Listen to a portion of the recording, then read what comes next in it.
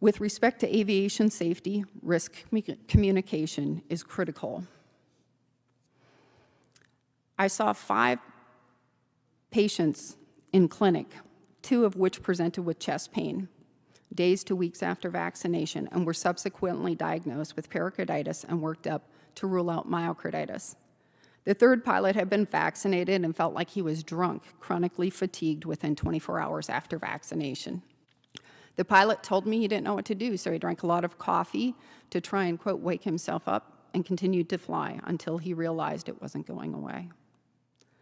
After I reported to my command my concerns that in one morning I had to ground 3 out of 3 pilots due to vaccine injuries, the next day my patients were canceled, my charts were pulled for review, and I was told that I would not be seeing acute patients anymore, just healthy pilots there for their flight physical.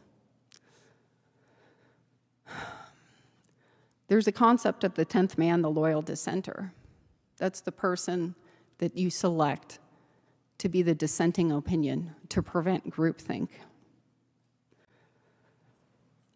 Patients are entitled to a second opinion on their medical care.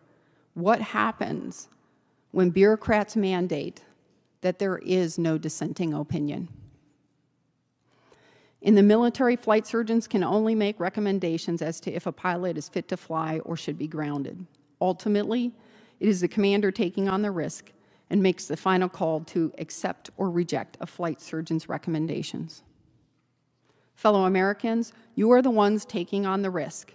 My recommendations are that Dr. Fauci and the members of the FDA and NIH are unfit to fly this plane. They need to be grounded. Before COVID, I told you medical errors killed the equivalent of 3 Boeing 747s packed full of patients every day. Medicine is not perfect. Doctors are not perfect. This vaccine is not perfect. Yet we are mandating every single American get on board a single aircraft piloted by bureaucrats and administrators who are unfit to fly the aircraft. They need to be grounded. These are not leaders. These are administrators faithfully implementing policies. There is one narrative, that the vaccines are safe and effective, but neither are true. Senator Johnson, I want to thank you for being a loyal dissenter, for doing your job and being a leader. I hope the American people do not let fear, division, and threats guide your actions. Seek wisdom, pursue truth, and put your trust in the Lord.